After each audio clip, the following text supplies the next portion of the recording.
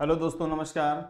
आज हम लोग बात करेंगे विंड। पिछली क्लास में हम लोगों ने पढ़ा है, हमने प्रेशर विंड्स पढ़ी हैं, low pressure wind, high pressure wind पढ़ी हैं, हमने ट्रेड विंड, वेस्टर्लीज और पोलर विंड पढ़ी हैं, यानी जो हम परमानेंट विंड होती हैं उनके बारे में हम लोग पढ़ चुके हैं।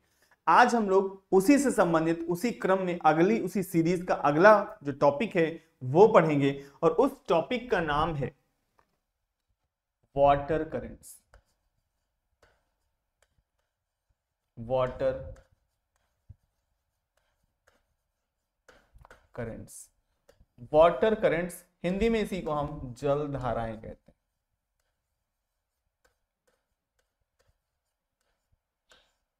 हैं। जल धाराएं यानी जल की धाराएं। जो जल होता है यानी जो समुद्र होता है, समुद्र में चलती हैं जल धाराएं। दोस्तों, ये जो जल धाराएं होती हैं ये दो प्रकार की होती हैं, दो प्रकार की। एक होती हैं कोल्ड, पहली होती है number one cold water current, cold water current, ठंडी जल धाराएं, ठंडी जल धाराएं।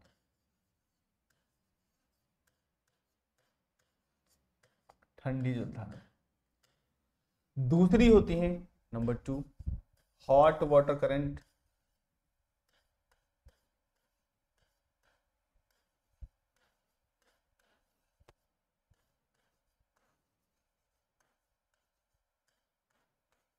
हॉट वाटर करंट्स यानी गर्म जल धाराएं, गर्म जल धाराएं। ठंडी जल धाराएं और गर्म जल धाराएं, ये दो टॉपिक होते हैं, ठंडी और गर्म। तो ये जो दोनों जल धाराएं होती हैं, गर्म का मतलब वो जल धाराएं जो उष्ण कटिबंधीय क्षेत्र से निकलती हैं, और ठंडी का मतलब ऐसी जल धाराएं जो पोल्स से निकलती हैं, वो ठंडी होंगी। यानी जो शीत कटिबंध से निकलेंगी वो ठंडी होंगी, जो उष्ण कटिबंध से जाएंगी वो सब गर्म होंगी। तो हमको ठंडी और गर्म जल धाराएं पढ़ने के लिए हमको बनाना पड़ेगा मैप। तो मैप बनाते हैं। देखिए, जितनी भी जलधाराएं हैं उनको सबको पढ़ना है। सबको पढ़ने के लिए हमें मैप बनाना पड़ेगा।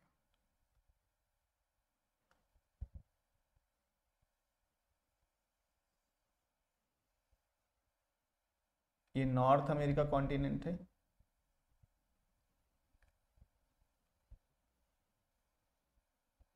उत्तरी अमेरिका महाद्वीप, इसी से अटैच है, कनेक्टेड है साउथ अमेरिका कॉन्टिनेंट, और यहीं पर है एक आइलैंड, इसको बोलते हैं फॉकलैंड।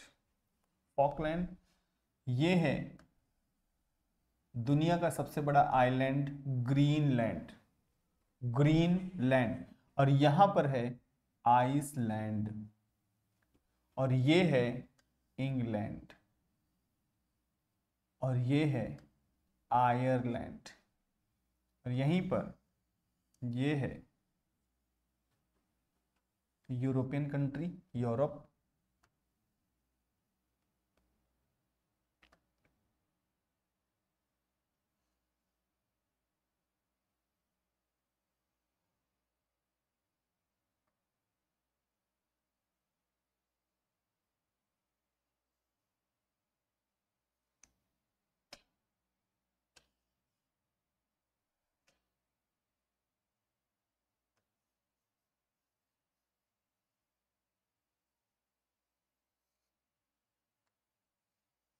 इंडिया हो गया,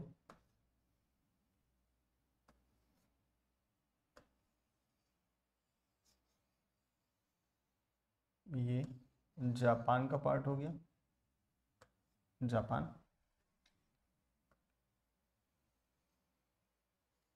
और ये है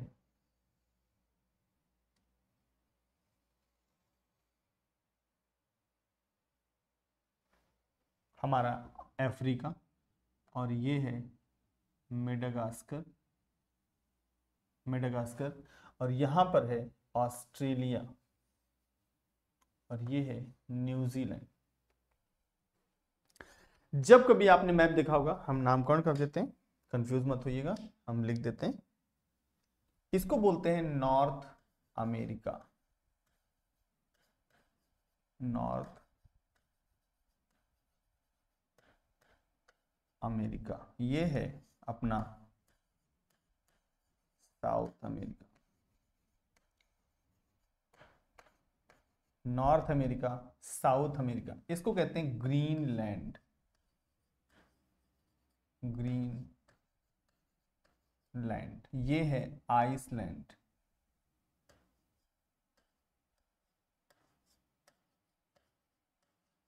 ये है UK, United kingdom means England, और ये आयरलैंड, ये यूरोपियन कॉन्टिनेंट, यूरोपियन कंट्रीज हैं, यूरोप कॉन्टिनेंट है, और इधर एशिया कॉन्टिनेंट। ये सऊदी अरब, ये इटली, ये हमारा प्यारा भारत, प्यारा भारत हो गया, और ये वाला है अफ्रीका कॉन्टिनेंट। अफ्रीका कॉन्टिनेंट को दोस्तों डार्क कॉन्टिनेंट के नाम से भी जाना जाता है। डार्क कॉन्टिनेंट इसलिए कहते हैं क्योंकि डार्क लोग हैं, इसलिए नहीं कहते, इसलिए कहते हैं क्योंकि 20वीं शताब्दी के अंत तक हमको यहाँ के बारे में, यहाँ के देशों के बारे में, यहाँ के कल्चर के बारे में, यहाँ के लोगों के बारे में कोई भी जानकारी नहीं थी। ना हमको कल्चर पता था, ना हमको पता था कैसे देश हैं, उन देशों में कैसे लोग रहते हैं, उनकी आचार विचार कैसे हैं, उनके रवैया कैसा है, पहनावा कैसा है, खान पान कैसा, किसी के बारे में कोई जानकारी नहीं थी। इसीलिए अफ्रीका को अंध महाद्वीप या डार्क कॉन्टिनेंट के नाम से जानते हैं। हालांकि आप जानते हो कि यहाँ के लोग भी डार्क हैं, क्योंकि ऐसा कॉन्टिनेंट है जो कर्क रेखा, मकर रेखा, भूमध्य रेखा और 0 डिग्री देशांतर रेखा जहां से पास होती है, यानी चारों गोलार्धों में है, कहने का मतलब। ये है मेडागास्कर, ये श्रीलंका, ये वाला हिस्सा जापान का है,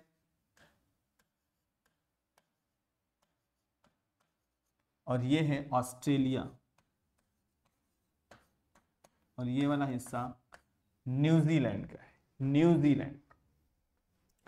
तो अब देखिए, जो मतलब हमको जो बताना है जलधाराएं, जलधाराओं के लिए थोड़ा सा इसको सही कर लेते हैं, 1 मिनट।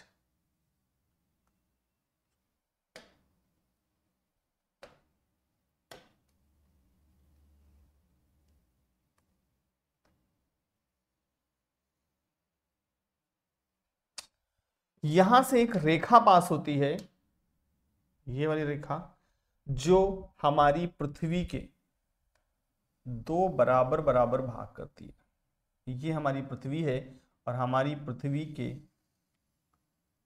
पड़ोस से ये एक ऐसी रेखा निकलती है जो 2 इक्वली पार्ट में डिवाइड करती है। थोड़ा सा इसको और सही कर लेते हैं।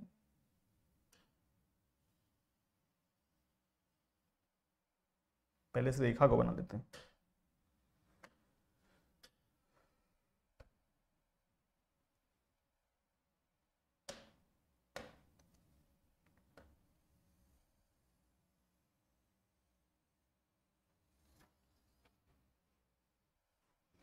हाँ ठीक है,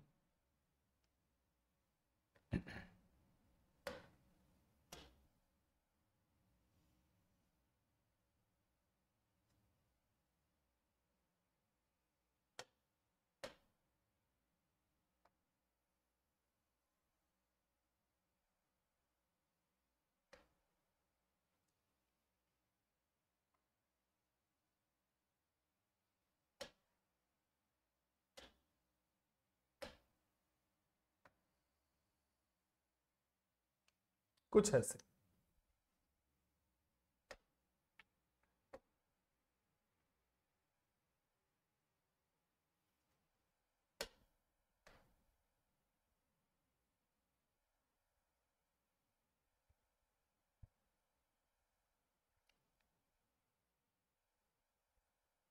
ठीक, ओके। अब देखिए, ये हमारा मैप हो गया, वर्ल्ड मैप हो गया। और इस वर्ल्ड मैप में जब भी आपने वर्ल्ड मैप को देखा होगा तो आपने ये देखा होगा कि इस साइड में ये वाला पार्ट बना होता है, और इस साइड में ये वाला पार्ट बना होता है। इसलिए बना होता है क्योंकि यहां पर है पैसिफिक ओशन, और इधर भी है पैसिफिक ओशन। जब आप ग्लोब पर देखते हैं तो आपने देखा होगा कि जो पैसिफिक ओशन वाला पार्ट है वो बहुत बड़ा है, यानी दुनिया का सबसे बड़ा ओशन की अगर हम बात करें तो वो पैसिफिक या प्रशांत महासागर ही है। सेकेंड लार्जेस्ट कॉन्टिनेंट है वो है अटलांटिक ओशन, और थर्ड हमारा अपना इंडिया के नीचे इंडियन, यानी इंडिया के नीचे इंडियन वाला यानी भारत वाला यानी हिंद महासागर यानी इंडियन ओशन है। तो ये वाला चूंकि प्रशांत महासागर आधा इधर आधा उधर है, इसीलिए हम एक पास बना लेंगे, यानी इतना हिस्सा ये वाला जो है, ये वाला हिस्सा हम यहां से हटा देंगे, ये वाला पूरा हिस्सा, इतना वाला हिस्सा इधर का हम ये कट करेंगे, ये कट करेंगे, इसको कट करेंगे, इसको कट करेंगे, और ये वाला उठाकर हम इधर बना लेंगे। तो इधर बना लेते हैं। देखिए ये वाला हिस्सा कुछ ऐसे है, हम ऐसे बनाएंगे, ऐसे, और ये जापान हमने बना लिया, ये जापान हो गया। अब नीचे वाला देखिए ऑस्ट्रेलिया बना रहे हैं, ये ऑस्ट्रेलिया बना लिया हमने, और ये वाला न्यूजीलैंड बना लिया। तो इतना पार्ट हम बनाएंगे। क्यों बनाएंगे? क्योंकि हमको पैसिफिक ओशन एक पास लाना। अब आपको लग रहा होगा कि यार ये तो नजदीक है, ये तो दूर है, तो थोड़ा सा हम दूर बना लेते हैं, लेकिन बहुत ज्यादा दूर इसलिए नहीं बनाएंगे क्योंकि हमको यहां पर जगह उतनी आवश्यकता नहीं है जितनी हमको उधर आवश्यकता है। यानी अटलांटिक ओशन में जो जलधाराएं हैं वो ज्यादा हैं, और हमको ज्यादा जलधाराएं बनानी तो हमको जगह ज्यादा चाहिए। हालांकि ये सेकेंड लार्जेस्ट है और ये नंबर 1 पे है, तो यहां पर हम बहुत बड़ा नहीं बनाएंगे, उतना बड़ा बनाएंगे जितने में हमारा काम चल जाए, आपको समझ में आ जाए। जापान हो गया, और ये ऑस्ट्रेलिया हो गया, और ये न्यूजीलैंड हो गया। ठीक है, तो नाम भी कौन लिख दें, ये जापान, ये रशिया वाला पार्ट यानी एशिया कॉन्टिनेंट, एशिया, और एशिया का सबसे बड़ा देश रूस है, ध्यान रखिए, दुनिया का सबसे बड़ा देश क्षेत्रफल में रूस, और ये वाला ऑस्ट्रेलिया, ये न्यूजीलैंड, और इसका नाम है दोस्तों फॉकलैंड।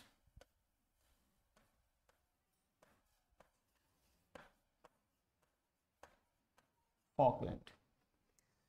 अब देखिए ये वाला हिस्सा हम डबल डबल है वो हम मिटा दे रहे हैं, यानी ये ऑस्ट्रेलिया मिटाएंगे हम,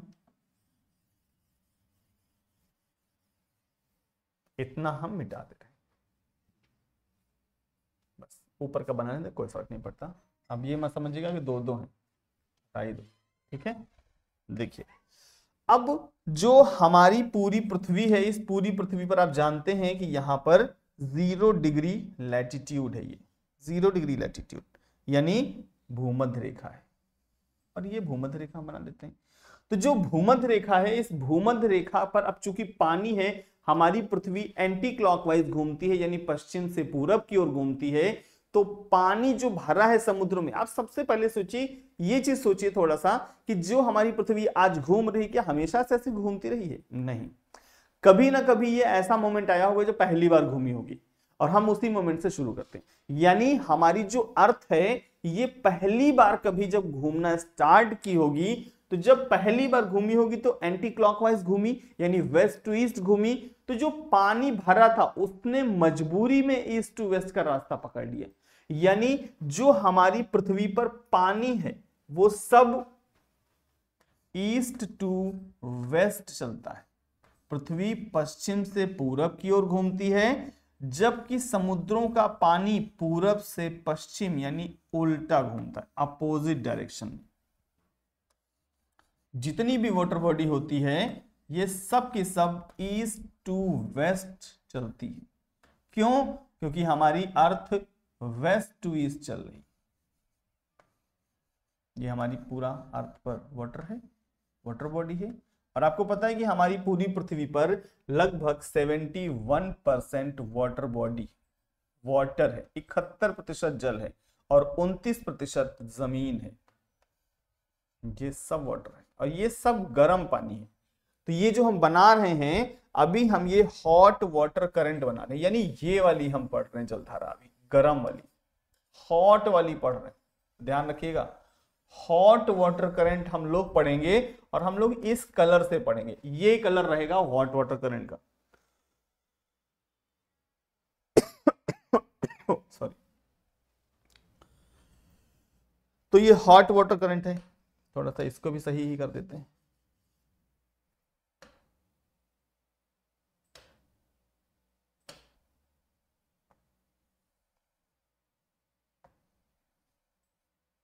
मेडागास्कर।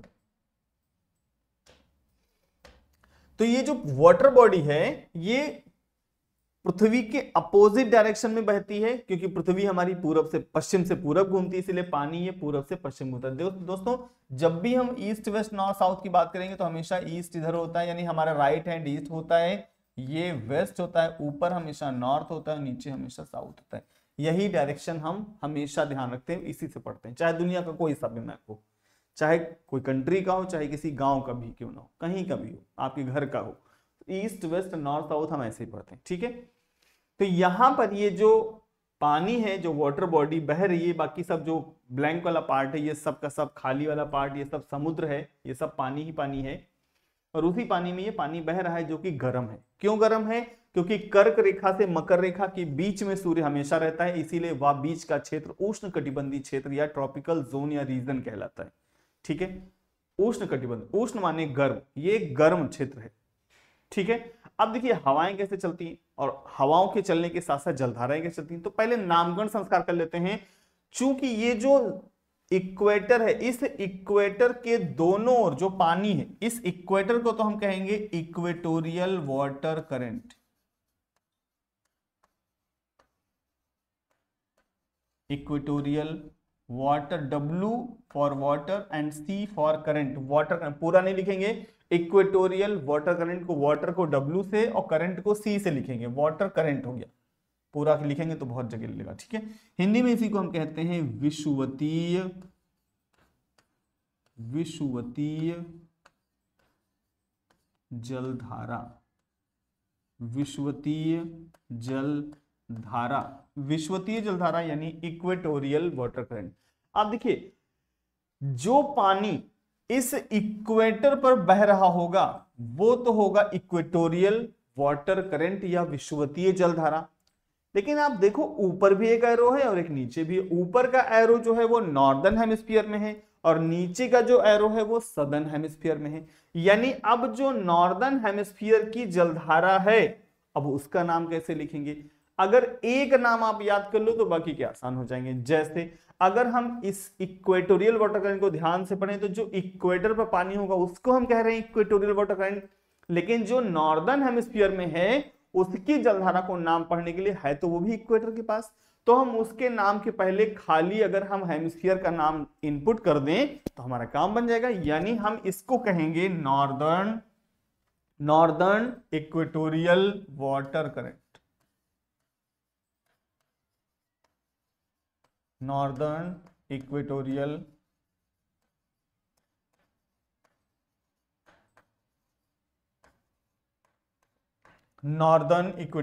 Water current. हिंदी में कहेंगे उत्तरी, ये वाली ऊपर वाली जलधारा की बात कर रहे हैं, इसको कहेंगे उत्तरी। और ये इक्वेटोरियल वाटर करंट का, नॉर्दर्न का मतलब उत्तरी, इक्वेटोरियल वाटर करंट की हिंदी लिखी है विषुवतीय जलधारा, तो क्या कहेंगे? उत्तरी विषुवतीय जलधारा, उत्तरी विषुवतीय जलधारा। और जो दक्षिणी गोलार्ध में, इसको हम कहेंगे southern equatorial water current, southern equatorial water current. Hindi में कहेंगे दक्षिणी विषुवतीय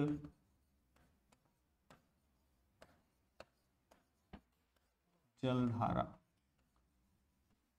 उत्तरी विषुवतीय जलधारा उत्तरी गोलार्ध में इक्वेटर के पास चलती है, जबकि दक्षिणी विषुवतीय जलधारा दक्षिणी गोलार्ध में इक्वेटर के जस्ट नीचे चलती है। अब ये पानी आगे बढ़ेगा, जब पानी आगे बढ़ेगा तो कुछ पानी, अब यहां आगे बढ़ेगा तो पानी बहता आएगा, लेकिन जैसे ही अफ्रीका महाद्वीप पड़ेगा कुछ पानी ऊपर की ओर मुड़ जाएगा, कुछ पानी नीचे की ओर मुड़ जाएगा।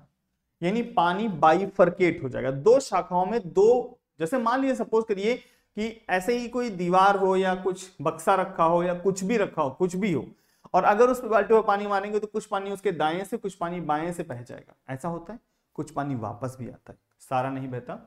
तो वैसे ही यहां पर कुछ पानी ऊपर जाएगा, कुछ पानी नीचे जाएगा, कुछ पानी वापस जाएगा, और जो वापस जाएगा उसको हम दूसरे कलर से बनाते हैं ताकि दिखे अलग अलग कि जो पानी जा रहा है वो वापस भी जा रहा है, ये वाला पानी वापस जा रहा है। कुछ पानी ऊपर जाएगा, कुछ वापस आएगा।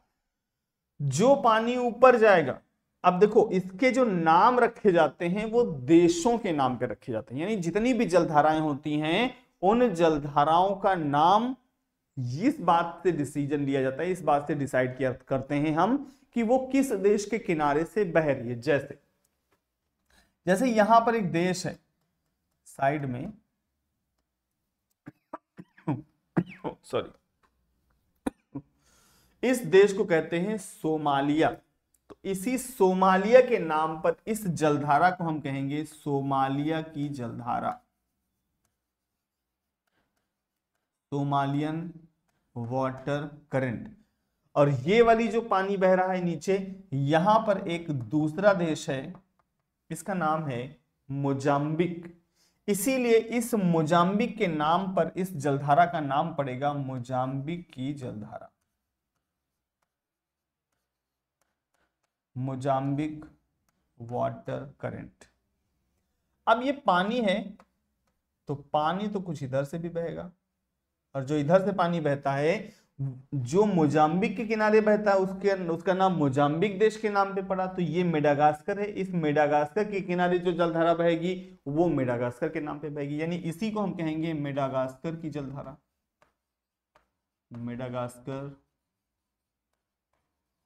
Water current. अब मेडागास्कर तो बड़ा आसान है, मेडागास्कर जैसे ही सवाल आएगा तो आप तुरंत जान जाओगे। इसीलिए क्वेश्चन पेपर में मेडागास्कर का दूसरा नाम पूछा जाता है। इसी के दो नाम हैं, एक तो मेडागास्कर है और इसी का दूसरा जो नाम है उसी को हम कहते हैं मालागासी। मेडागास्कर और मालागासी एक ही जलधारा के दो नाम, एक नाम मेडागास्कर, दूसरा नाम मालागासी। आप देखो ये मालागासी की जलधारा और ये मोजाम्बिक की जलधारा, दोनों जलधाराएं जब आपस में मिलती हैं तो इनका संयुक्त जल आगे बहता है, इसी को हम अगुलहास कहते हैं। अगुलहास, अगुलहास की जलधारा, अगुलहास, अगुलहास की जलधारा भी गर्म है, यानी मोजाम्बिक भी गर्म है, मालागासी भी गर्म है, और दोनों गर्म मिलकर गर्म ही रहेंगी, यानी अगुलहास बन जाएगी, सब गर्म। आगे बढ़ते हैं, आगे जैसे ही बढ़ेंगे फिर से कॉन्टिनेंट पड़ेगा, दो शाखाओं में विभाजित हो जाएगा, कुछ इधर मुड़ेगा कुछ उधर मुड़ेगा, ऊपर और नीचे। यहां पर कई सारे देश हैं, जैसे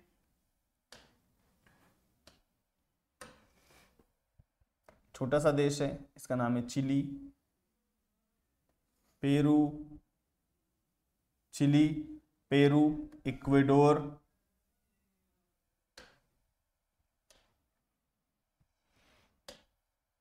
ये वाला हिस्सा Ecuador, Peru, Colombia, Venezuela, Guyana, Suriname, French Guiana, Bolivia, Uruguay, Paraguay, Argentina, और ये ब्राजील, ब्राजील। और इसी ब्राजील से अमेज़न रिवर बहती है। आप जानते हो बहुत लोग अमेज़न के बारे में बहुत कुछ जानते हैं। अमेज़न ही एक ऐसा रिवर है, अमेज़न ऐसी रिवर है जो दुनिया में अमेज़न बेसिन का निर्माण करती है। अमेज़न बेसिन दुनिया में इतनी ज्यादा ऑक्सीजन का प्रोडक्शन करता है जितना ऑक्सीजन का प्रोडक्शन कहीं भी नहीं होता, तो इसलिए फेमस है। तो यहीं पर चूंकि ब्राजील के किनारे होती बहती है, इसीलिए इसका नाम ब्राजील के नाम पर ब्राजीलियन वाटर करंट या ब्राजील की जलधारा पड़ता है। इसका नाम ब्राजीलियन वाटर करंट है। आप देखिए इसका नाम जैसे ही यह ऊपर बढ़ती है, इसी को हम कहते हैं एंटलीज की जलधारा। एंटलीज, एंटलीज की जलधारा। एक खास चीज और जान लीजिए कि इसी एंटलीज वाटर करंट के पास यहां पर एक वाटर बॉडी है जो कि बहुत फेमस है। ये जो वाटर बॉडी है इसी को हम कहते हैं कैरेबियन सागर।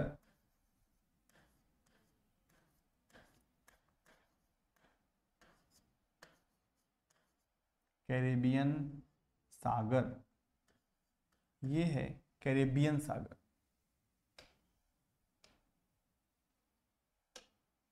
कैरेबियन सागर। और कैरेबियन सागर के कई सारे द्वीपों को मिलाकर वेस्ट इंडीज को बसाया गया। ये सब जानते हैं, आप जानते हैं बहुत बेहतर, क्योंकि फेमस चीज है वेस्ट इंडीज। वेस्ट इंडीज यहाँ पर है, बहुत सारे आइलैंड हैं, उनमें से कुछ आइलैंड पर वेस्ट इंडीज को बसा दिया गया, रख दिया गया कि आप आराम से रहिए। ये है गल्फ ऑफ मैक्सिको, क्योंकि ये वाला देश है मैक्सिको, इसके सामने गल्फ ऑफ मैक्सिको। और इसी गल्फ ऑफ मैक्सिको में कई सारे छोटे छोटे आइलैंड हैं, जैसे क्यूबा, हैती, जमैका, ऐसे बहुत सारे आइलैंड हैं। और यहीं पर बरमूडा ट्रायंगल बनता है, जो वर्ल्ड फेमस है, विश्व प्रसिद्ध बरमूडा ट्रायंगल बनता है यहाँ पे, इस जगह पे बरमूडा ट्रायंगल है। ठीक है, तो चूंकि हमें जलधाराएं पढ़नी है तो सिर्फ हम जलधारा पे फोकस करेंगे, बाकी छोड़ देंगे। ठीक है, तो यहां पर एंटलीज की जलधारा, एंटलीज वाटर करंट है, और एंटलीज आगे बढ़ती है तो इसमें निकलेगी ये। तो यहां पर फ्लोरिडा की जलधारा बन जाती है। यहां पर ये है फ्लोरिडा, इस जगह पर फ्लोरिडा है, इसीलिए हम कहते हैं फ्लोरिडा की जलधारा, Florida water current, Florida water current. और जब फ्लोरिडा वाटर करंट से पानी आगे बहता है तो अब यहाँ समुद्र है और समुद्र में पानी बहुत ज्यादा है, तो जब ये बढ़ता है इसी को हम कहते हैं गल्फ स्ट्रीम। दूसरे पेन से लिखते हैं ताकि अलग अलग रहे सब। इसको हम कहते हैं gulf stream, gulf stream. Gulf stream, stream का मतलब होता है धारा, यानी यहां पर कम पानी फिर भी बहुत ज्यादा है, समुद्र है, पानी की मात्रा ज्यादा होगी, और ये गल्फ स्ट्रीम जा रही है। लेकिन जब और आगे पहुंचता है यही पानी, तो यहीं से अब और विशाल वाटर बॉडी हो जाती है, पानी बढ़ जाता है। इसी को कहते हैं नॉर्दर्न ड्रिफ्ट, नॉर्दर्न ड्रिफ्ट या उत्तरी प्रवाह। यह है नॉर्दर्न ड्रिफ्ट।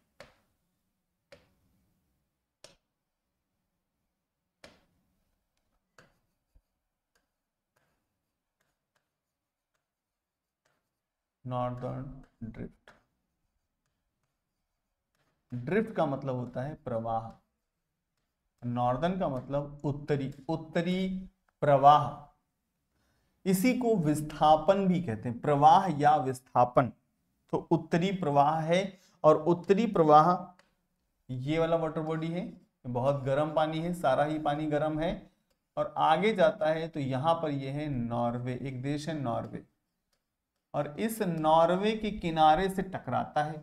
और जब नॉर्वे के किनारे से ये गर्म पानी, नॉर्दर्न ड्रिफ्ट का पानी टकराता है, तो इसके टकराने से क्या होगा, यहां पर जो ठंडक की वजह से जो बर्फ जम गई थी, जो क्लॉट हो गया था, आइस मेल्ट नहीं हो पा रही थी, अब जब उत्तरी प्रवाह का पानी, नॉर्दर्न ड्रिफ्ट का पानी जो कि गर्म है, ये सारा का सारा पानी गर्म है, जहां जहां ये आपको कलर दिख रहा है वो सब गर्म है, ये उष्णकटिबंधीय क्षेत्र से आया है। तो जब ये पानी गर्म वाला जाएगा और नॉर्वे के बंदरगाह जो जम चुके हैं बर्फ से, ठंडक की वजह से, जितना हम पोल के ऊपर, पोल की तरफ बढ़ते जाएंगे उतना ही ठंडक बढ़ती जाएगी, जितना हम इक्वेटर यानी कर्क रेखा से मकर रेखा के बीच में आएंगे उतना ही टेम्परेचर होगा माइनस। सबसे ज्यादा टेम्परेचर पोल पर सबसे कम, और इक्वेटोरियल रीजन में यानी कर्क रेखा से मकर रेखा यानी उष्णकटिबंधीय क्षेत्र में सबसे गर्म क्षेत्र होगा, सबसे ज्यादा तापमान होगा, और सबसे कम तापमान पोल्स पर होगा, जैसे अंटार्कटिका यानी साउथ पोल, नॉर्थ पोल, इनमें तापमान सबसे कम होता है, टेम्परेचर माइनस में होगा। तो ये वाला पानी सब गर्म है, और जब ये गर्म वाला पानी बर्फ पर पड़ेगा तो बर्फ पिघलेगी, और पिघलने से नॉर्वे के बंदरगाह खुल जाते हैं, यानी अब यहां पर आवागमन का साधन बना रहेगा, आवागमन का साधन ये बना रहेगा। इसलिए बना रहेगा क्योंकि गर्म पानी की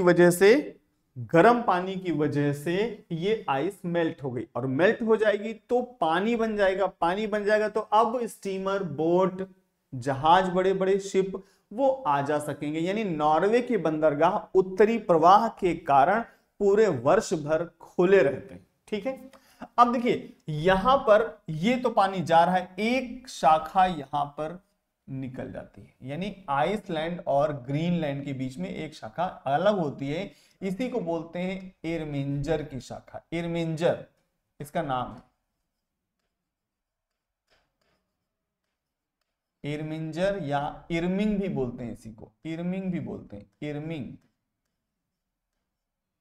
इरमिंग या इरमिंजर। और जब ये पानी टकराता है एक ब्रांच इधर निकलती है, इसी को बोलते हैं रेनले की जलधारा। रेनले, रेनले,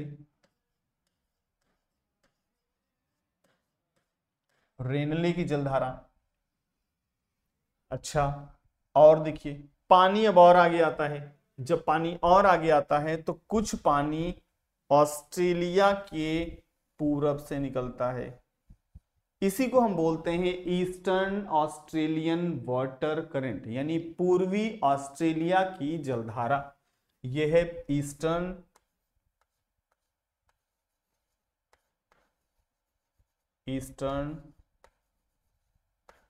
ऑस्ट्रेलियन वाटर करंट, पूर्वी ऑस्ट्रेलियन जलधारा।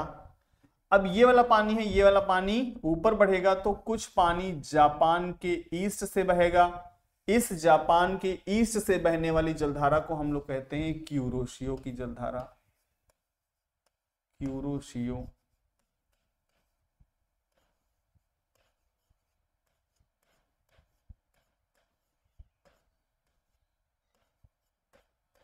क्यूरोशियो की जलधारा।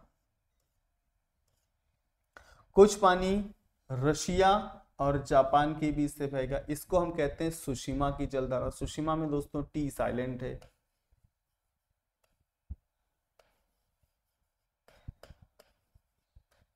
सुशिमा,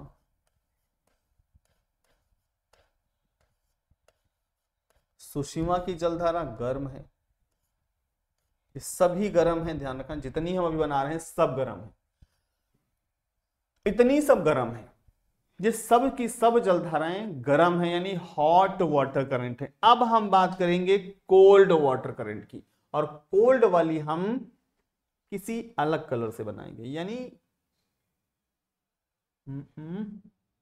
इससे बना देते हैं। हाँ ठीक है, अब देखिए यहां पर ऊपर नॉर्थ पोल है और यहां से एक जलधारा आएगी जो सीधे गल्फ स्ट्रीम में हिट करेगी, टकराएगी, और जो चूंकि पोल से आई है जाहिर सी बात है ठंडी है, इसी का नाम है लैब्राडोर की जलधारा।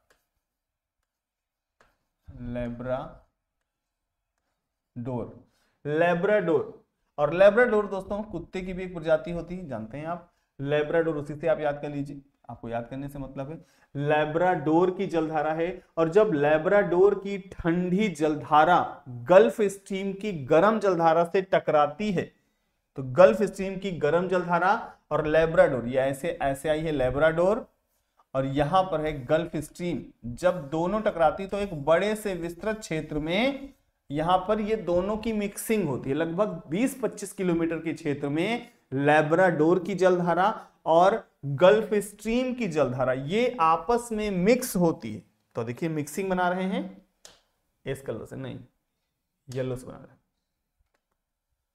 ये वाला एक ऐसा क्षेत्र है जहां पर ये वाटर करंट जो कोल्ड है और जो हॉट है ये आपस में मिक्सिंग होती है, और इस मिक्सिंग के कारण यहां पर कई किलोमीटर एरिया में धुंध जैसी, यानी एक फॉग जैसा एरिया क्रिएट होता है, फॉग धुंध बनती है और यहां पर विजुअलिटी भी कम हो जाती है। और इस क्षेत्र में जहां पर ये धुंध जैसा माहौल होता है इसी क्षेत्र को हम कहते हैं बैंक्स। ये है बैंक्स, बैंक भी कहते हैं इसको, बैंक या बैंक्स, बैंक या बैंक्स,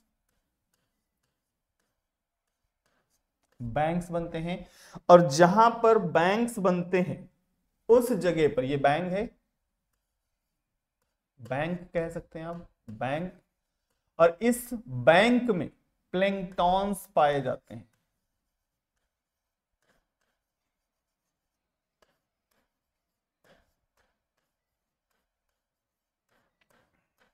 प्लैंक्टॉन्स। और ये जो प्लैंक्टॉन्स होती है ये एक प्रकार की घास होती है, और ये जो घास होती है ये बहुत ही पोषक है, पोषक न्यूट्रिशियस है। और ये जो घास होती है ये मछलियों का चारा है।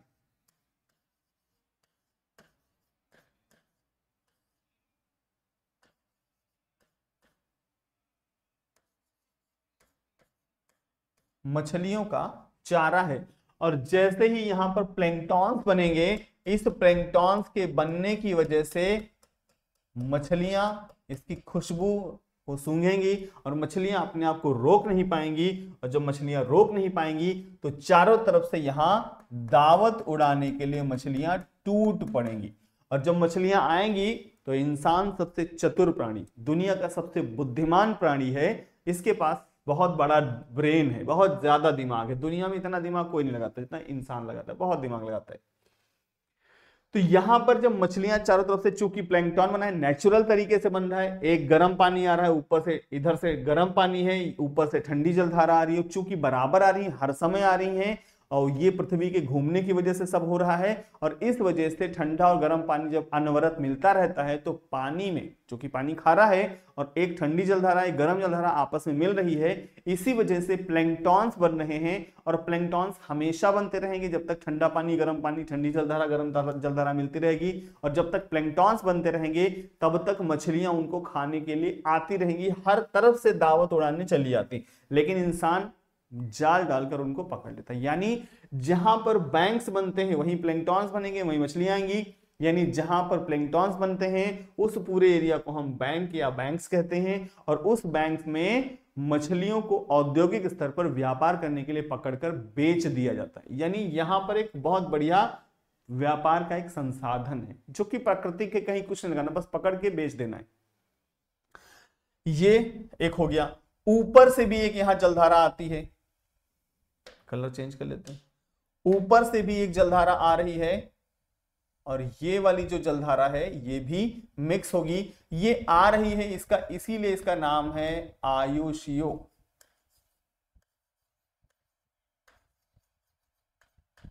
आयुषियो की जलधारा। और इसी का एक दूसरा नाम है, ये है क्यूरोशियो, और इसका नाम है क्यूराइल। राइल में भी आइल है, आइल या आयुष्यो मतलब आ रही है। कहां से आ रही है? नॉर्थ पोल से आ रही है। और किससे टकराएगी? क्यूरोशियो से टकराएगी। ठंडी और गर्म आपस में जब टकराएंगे तो यहां भी प्लैंक्टॉन्स बनेंगे, यहां भी प्लैंक्टॉन्स बनेंगे। इनको मछलियां खाने के लिए इस पूरे क्षेत्र में आएंगी। और इस पूरे क्षेत्र में आएंगी तो क्या होगा? यहां पर भी औद्योगिक स्तर पर मछलियां पकड़ी जाएंगी। ये भी बैंक्स बनेगा, ये भी बैंक्स बनेगा, ये सब बैंक्स है, ये सब बनेंगे। और यहां पर मछलियों को पकड़कर बेचा जाएगा।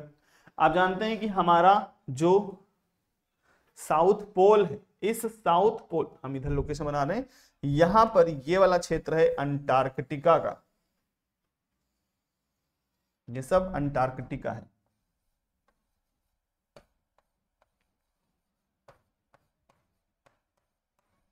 अंटार्कटिका। और अंटार्कटिका आप जानते हैं एक कॉन्टिनेंट है जहां पर कोई नहीं रहता, निर्जन क्षेत्र है। और इसी अंटार्कटिका से ठंडी जलधाराएं चलती पूरी पृथ्वी पर चलेंगी।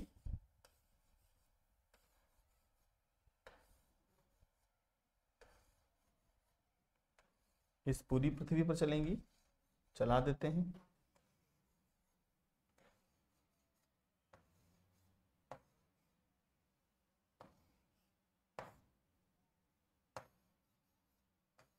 ये सब ठंडी जलधाराएं हैं। अब देखिए ये ठंडी जलधाराएं, और यहां पर ऑस्ट्रेलिया के पश्चिम से एक जलधारा बहेगी। पूरब से गर्म थी और ये जो पश्चिम से बहेगी इसी को हम कहेंगे western Australian water current. Western Australian water current, यानी पश्चिमी ऑस्ट्रेलिया की जलधारा। अब ये पानी आगे बढ़ेगा तो कुछ पानी यहां से ऐसे टिल्ट हो जाएगा। इसको हम लोग बोलते हैं पेरू की जलधारा। पेरू, इसका नाम है पेरू, या इसी का दूसरा नाम है हम्बोल्ट। पेरू या हम्बोल्ट की जलधारा, ये है पेरू, पी फॉर पेरू, इसी के नाम पर पेरू की जलधारा पड़ा, इसी पर हम्बोल्ट कहते हैं। ठीक है, और ये वाला पानी और आगे बढ़ेगा तो यहां पर एक वाटर बॉडी है, वाटर करंट है जो ठंडी है, इसी को फॉकलैंड के नाम से जानते हैं, फॉकलैंड की जलधारा, ये वाली फॉकलैंड वाटर करंट। थोड़ा और आगे पानी बढ़ेगा तो यहां पर भी एक वाटर करंट है, इसका नाम है बेंगुएला की जलधारा, Benguela.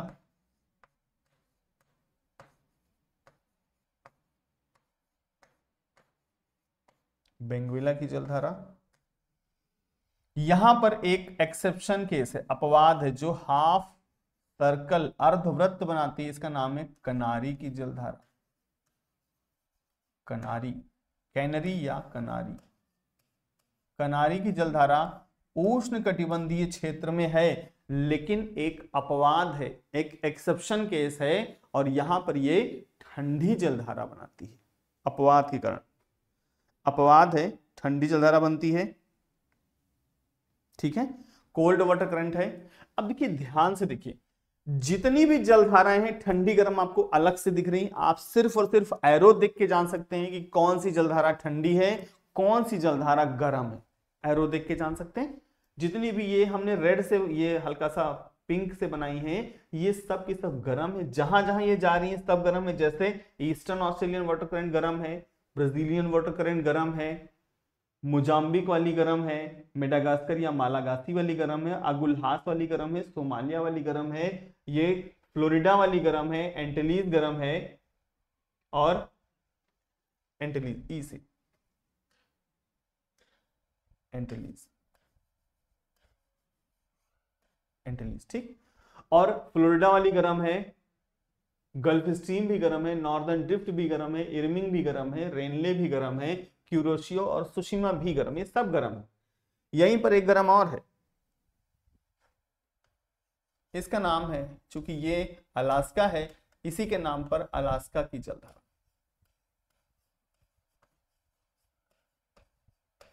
Alaskan water current.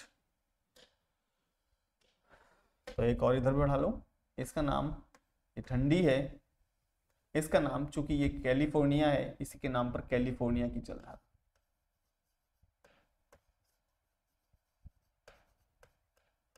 California water current, water current, California की जलधारा ठंडी है।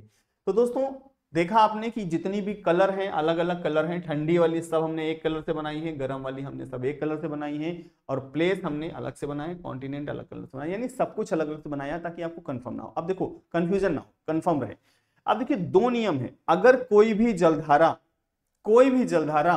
इक्वेटर से दूर जा रही है, देखो जितनी भी जलधाराएं भूमध्य रेखा से दूर जा रही हैं वो सब की सब गर्म जलधारा है, पहला नियम। अगर कोई भी जलधारा भूमध्य रेखा से दूर जाती है तो वो गर्म है, देखो ये दूर जा रही है गर्म है, ये दूर जा रही है गर्म है, ये दूर जा रही है गर्म है, और आगे आओ, ये दूर जा रही है गर्म है, ये दूर जा रही है गर्म है, ये सब दूर जा रही है गर्म है, ये सब दूर जा रही है, ये दूर जा रही है क्यूरोशियो, ये सुशिमा भी जा रही है, सब गर्म है, अलास्कन भी जा रही है, दूर जा रही है, सब गर्म है। अगर कोई भी जलधारा भूमध्य रेखा से दूर जाती है तो वो गर्म जलधारा। अब इसका उल्टा, अगर कोई जलधारा पोल्स से, पोल्स बोला, पोल नहीं बोला, पोल्स मतलब नॉर्दर्न हेमिस्फीयर में नॉर्थ पोल, सदर्न हेमिस्फीयर में साउथ पोल, यानी नॉर्थ पोल और साउथ पोल से अगर इक्वेटर की ओर आ रही है तो वो ठंडी जलधारा। अगर इक्वेटर से दूर जा रही है तो गर्म, और पोल से इक्वेटर की ओर आ रही है तो ठंडी। दूसरी बात, अगर कोई भी जलधारा किसी भी महाद्वीप के पूरब के किनारे पर बहती है तो वो गर्म जलधारा। वहीं पर अगर कोई जलधारा किसी कॉन्टिनेंट या महाद्वीप के पश्चिमी हिस्से में बहती है तो वो ठंडी जलधारा। अब इन चारों नियमों को मिक्स कर देते हैं। कैसे?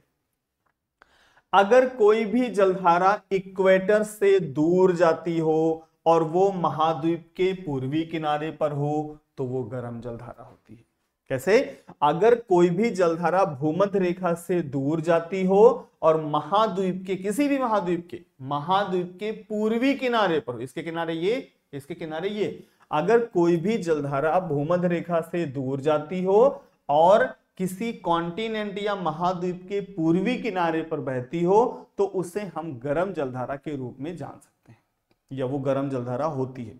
नियम नंबर 2, अगर कोई जलधारा ध्रुवों से भूमध्य रेखा की ओर आ रही है, देखो भूमध्य रेखा की ओर आ रही है, भूमध्य रेखा की ओर आ रही है, ये तो अपवाद है, ये भूमध्य रेखा की ओर आ रही है, ये भूमध्य रेखा की ओर आ रही है, ये भूमध्य रेखा की ओर आ रही है, ये सब भूमध्य रेखा की ओर आ रही है, ये बेंगुला भी भूमध्य रेखा की ओर आ रही है। यानी ऐसी जलधारा जो पोल्स से यानी ध्रुवों से भूमध्य रेखा की ओर आ रही हो और किसी भी कॉन्टिनेंट या महाद्वीप के पश्चिमी किनारे पर हो, वो ठंडी जलधारा होती। देखो इधर इक्वेटर की ओर जा रही है, यानी पोल से आई है, साउथ पोल से इक्वेटर की ओर जा रही है, ये ठंडी जलधारा होगी। क्यों? क्योंकि एक तो इक्वेटर की ओर जा रही है, दूसरी बात महाद्वीप के पश्चिमी हिस्से में देखो ठंडी है, ये महाद्वीप के पश्चिमी हिस्से में ठंडी है, देखो महाद्वीप के पश्चिमी हिस्से में ठंडी है। यानी अगर कोई भी जलधारा ध्रुवों से आए और भूमध्य रेखा की ओर आ रही हो, भूमध्य रेखा की ओर आने के साथ साथ महाद्वीप के पश्चिमी किनारे पर बहती हो और भूमध्य रेखा की ओर आ रही हो तो वो ठंडी होगी। अगर महाद्वीप के पूर्वी किनारे पर बहती है और वो इक्वेटर से दूर जा रही है तो वो गर्म जलधारा होगी। इस बात का आप एकदम अंदाजा लगा सकते हैं। अगर ये दोनों नियम आपको पता हैं तो इन नियमों के कारण आप कभी भी कंफ्यूज नहीं होंगे कि हम कैसे इसको कंफर्म करें। यानी अगर आपको ये दोनों नियम पता है तो आपको सिर्फ और सिर्फ देख के टिक लगा देना है कि कौन सी गर्म जलधारा है, कौन सी ठंडी जलधारा है। बस अगर देखिए, लेकिन सवाल कैसे पूछा है, सवाल भी समझ लीजिए। जो सवाल पूछे जाते हैं, सवाल को पूछने का नियम है कि अगर कोई भी वो सवाल पूछेंगे, जैसे जलधाराओं में सवाल पूछेंगे तो आजकल सवाल का लेवल अच्छा कर दिया है, सवाल में 2 लिस्ट बनाते हैं, लिस्ट ए लिस्ट बी। अब लिस्ट ए में कहते हैं सूची ए सूची बी में कि सूची ए में जलधाराओं के नाम दिए हैं, सूची बी में देशों के नाम दिए, या सूची ए और बी आपस में बदलते हैं, पहले में देशों के नाम देते हैं, दूसरे में जलधाराओं के नाम देते हैं। फिर कहें बताइए इनमें आपस में सही सुमेलित कौन सा है या कौन सा सही सुमेलित नहीं है, ऐसा भी देते हैं। या 3 उसमें सही होंगे, 1 गलत होगा, उसमें पूछेंगे बताइए इसमें कौन सा सही सुमेलित नहीं है या कौन सा गलत है, ठीक है। या इनमें देश का नाम और जलधारा का नाम आपस में मैच नहीं करता, ऐसा बताइए। तो वो कुछ भी सवाल पूछ सकते हैं, ये आपको थोड़ा ध्यान देना पड़ेगा। इसके लिए आपको देशों के किनारे जो जलधारा बहती है उनके देशों के नाम अगर आप याद कर लें, यानी जलधारा का नाम और वो जलधारा किस देश के किनारे पर बहती है, अगर आप ये याद कर ले तो जलधाराओं से कभी भी सवाल आपका गलत ही नहीं हो सकता, अगर जो मैंने पढ़ाया है आपको ये ध्यान रह जाए।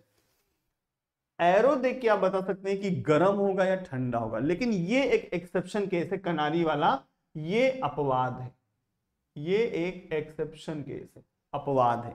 और इससे ये है तो उष्णकटिबंधीय क्षेत्र में, लेकिन ठंडी है, गर्म होनी चाहिए थी लेकिन ठंडी है, इसीलिए ये एक अपवाद है। क्यों ऐसा ठंडी है? क्योंकि ये विंड के अपवेलिंग प्रोसेस से बनी, यानी हवाएं जब ट्रेड विंड, हमने बताया था ट्रेड विंड आएंगी, व्यापारिक पवनें आएंगी। अब देखो हवाओं का कैसे रोल है, व्यापारिक पवन आएगी तो व्यापारिक पवनें बहुत तेज चलती हैं और बहुत तेज पानी पर धक्का मारेंगे, धक्का मारेंगे तो जो ऊपर का गर्म पानी वो आगे बढ़ जाएगा, जैसे ही पानी गर्म वाला आगे बढ़ेगा नीचे से ठंडा पानी उसकी जगह अपने आप ले लेगा, और जब ठंडा पानी अपनी जगह ले लेगा तो वो पानी ठंडा रहेगा। ये प्रक्रिया अनवरत चलती रहेगी, यानी ट्रेड विंड के कारण ऐसा हो रहा है। अब देखो ये हवाएं इधर मुड़ी, क्यों मुड़ी? क्योंकि वेस्टर्लीज मुड़ती है, वेस्टर्लीज अपने उत्तरी गोलार्ध में अपने राइट हैंड मुड़ती है।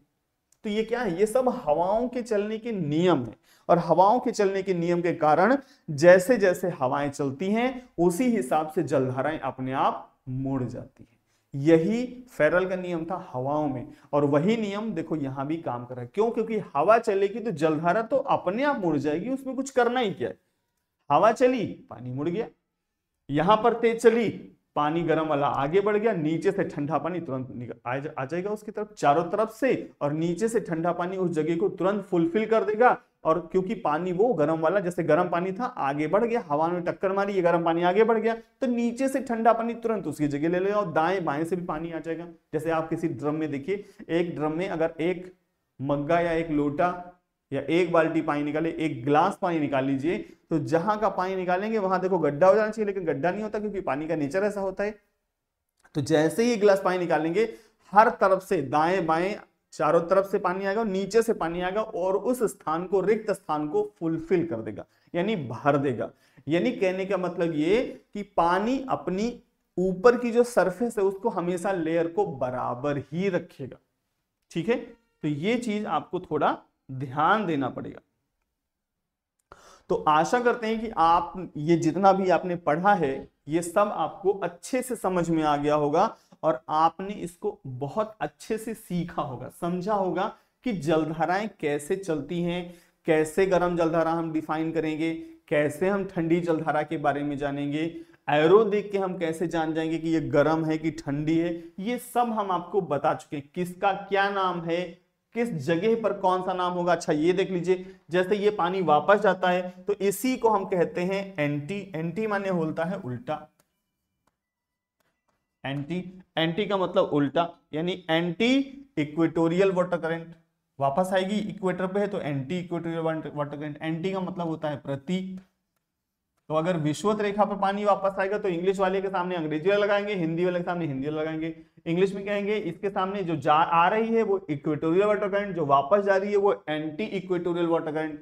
हिंदी में कहेंगे जो आ रही है वो विषुवतीय जलधारा है, जो जा रही है वो प्रति विषुवतीय जलधारा है। बस ऐसे इसको समझ जाएंगे। तो दोस्तों आज के लिए बस इतना ही, और आशा करते हैं कि आपने बहुत अच्छे से समझ लिया होगा, सीख लिया होगा। तो आज के लिए इतना ही, फिर हम लोग अगली क्लास में मिलेंगे किसी नए चैप्टर के साथ, नए टॉपिक के साथ। तब तक के लिए शुभ रात्रि, नमस्कार, थैंक यू सो मच।